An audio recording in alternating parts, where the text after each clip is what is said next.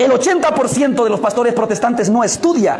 Ellos solitos se autoproclaman pastores. En cambio, en la Iglesia Católica, usted no encontrará ni un solo sacerdote que se haya autoproclamado. Tenemos al auténtico y verdadero pastor que Cristo estableció en su iglesia.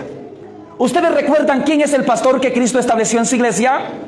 El pastor que Cristo estableció en su iglesia se llama Pedro. A Pedro Jesús le dijo: a ti te daré las llaves del reino de los cielos. Mateo 16:19. A Pedro Jesús le dijo: apacienta mis ovejas. San Juan capítulo 21 versículo 15 al 17. Jesús entonces, cuando estableció su iglesia, Jesús estableció un pastor. Y fíjese bien, el pastor que Cristo estableció recibió autoridad directamente de Cristo. Porque Jesús le dijo a Pedro: a ti te daré las llaves. Las llaves son símbolo de autoridad. Es decir, Pedro fue el primer jefe de la iglesia, no porque él haya querido, sino porque Jesús le dio esa autoridad. Hoy nos hagamos una pregunta: ¿quiénes de todos los pastores que existen actualmente son los auténticos pastores, sucesores de los apóstoles? Los que hayan recibido también las llaves.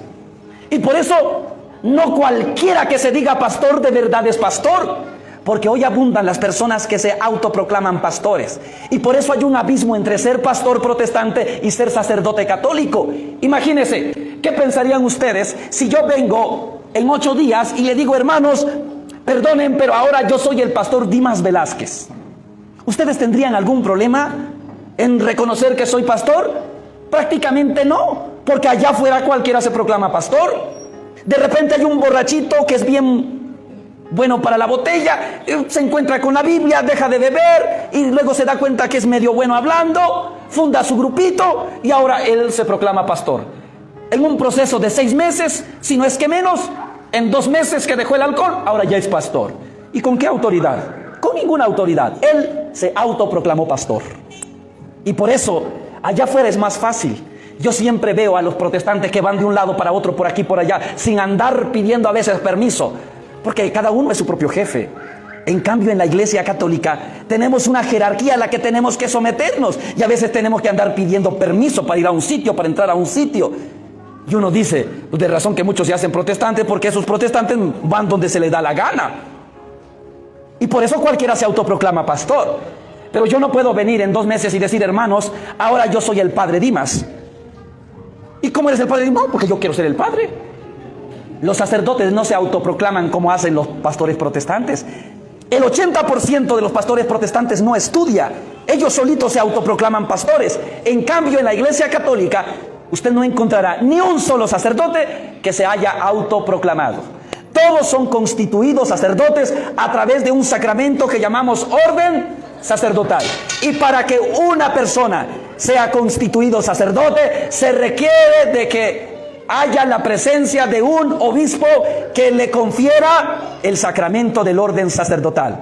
Por eso descubrimos que nosotros, al tener al sucesor de Pedro, también tenemos las llaves, la autoridad, y que nuestros pastores no son pastores sin autoridad, son pastores con la misma autoridad que Jesús le confirió al apóstol Pedro. Pero lo que quiero que entiendan es esto: lo importante que es estar unidos a ese pastor que Cristo estableció.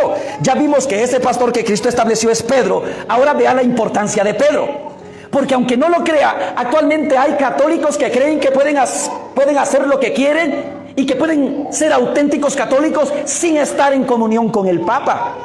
Incluso hay quienes dicen: no, si para estar bien delante de Dios no se requiere estar en comunión con el Papa, yo puedo ir directamente con Dios.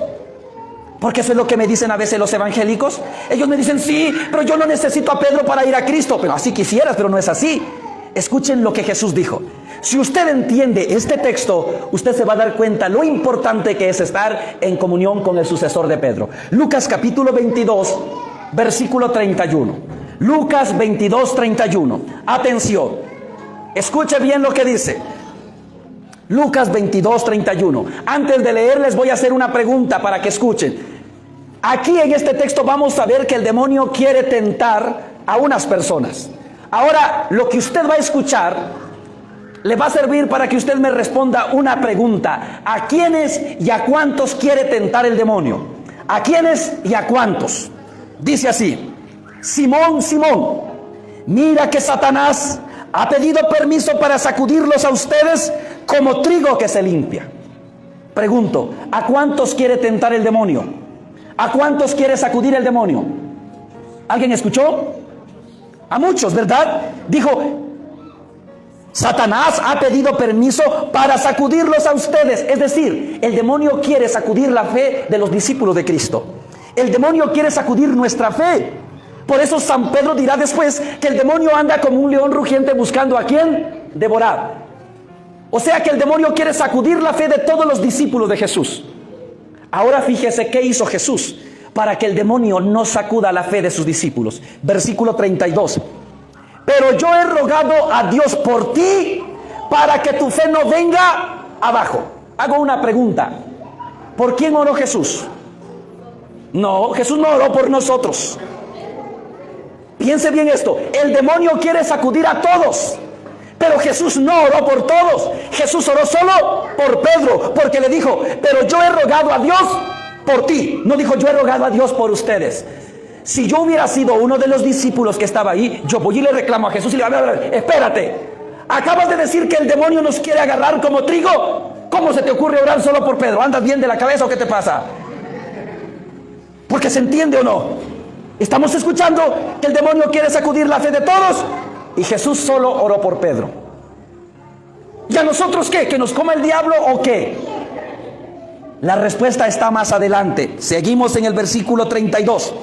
Y tú, cuando hayas vuelto, tendrás que fortalecer a tus hermanos. Escúcheme bien. El demonio nos quiere sacudir a todos, pero Jesús no oró por todos nosotros. Jesús oró solo por Pedro, y Pedro será el encargado de fortalecer nuestra fe.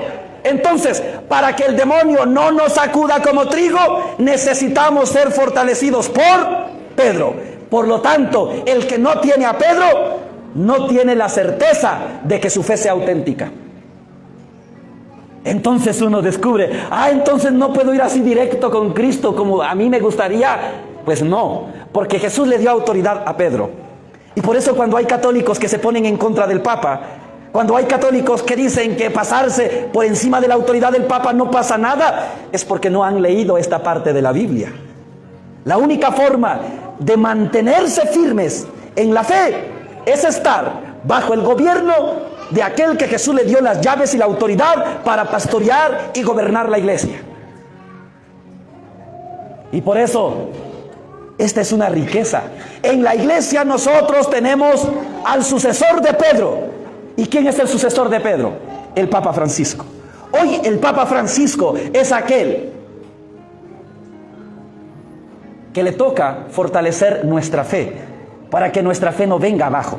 Y esto lo entendieron los discípulos. Fíjese lo que pasó. San Juan capítulo 21 versículo 3. Fíjese lo que hicieron los discípulos ahora.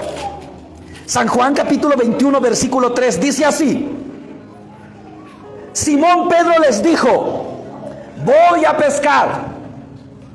Contestaron, vamos también nosotros contigo. Escuche bien. Pedro dijo, voy a pescar. Y los demás dijeron, mensos si nos quedamos solos.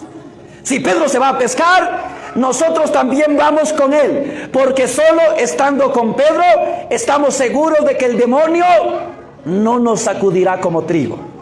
Por eso los apóstoles no se separaban de Pedro. Y escúcheme bien esto, ni siquiera Pablo se creyó más que Pedro. Porque Pedro fue llamado personalmente por Cristo, ¿sí o no? ¿Y Pablo por quién fue llamado? Por Cristo también. ¿Y quién fue el que más predicó por aquí, por allá, por todos lados? San Pablo. O sea que Pablo evangelizó mucho más que Pedro.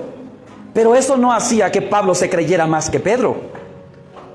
Pablo no dijo, yo no necesito a Pedro porque yo fui llamado directamente por Cristo. Nunca Pablo dijo eso. La Biblia dice que Pablo subió a presentarse ante los apóstoles. Y lo presentaron ante Pedro. Y los apóstoles le dijeron que lo que él enseñaba no iba en contra de la enseñanza de Jesucristo. Es decir, para que Pablo pudiera ser el gran misionero que ahora conocemos, Pablo tuvo que